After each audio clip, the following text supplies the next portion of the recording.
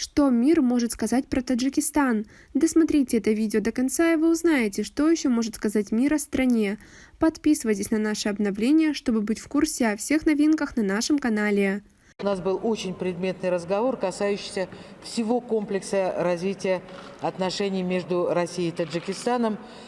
Президент Таджикистана подтвердил, что между Россией и Таджикистаном стратегические отношения. Помните, что Таджикистан перешел к той форме правления, как сейчас, после страшной кровавой гражданской войны. Very stunning country, not touristic. The country has to remain like this, with welcoming people, and very welcoming people, not interested in money. Я думаю о них очень хорошо.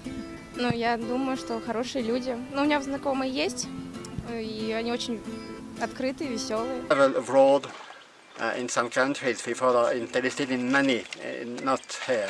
I can say that different landscapes and very, very beautiful. Sometimes difficult to climb, but it's very, very interesting.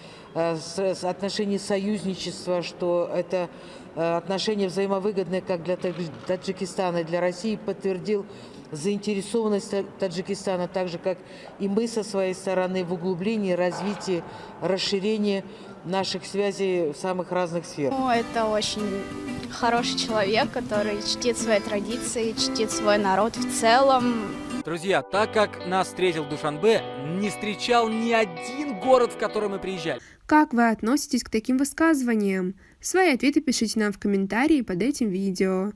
На этом у нас все. Оцените наше видео подпиской и лайком.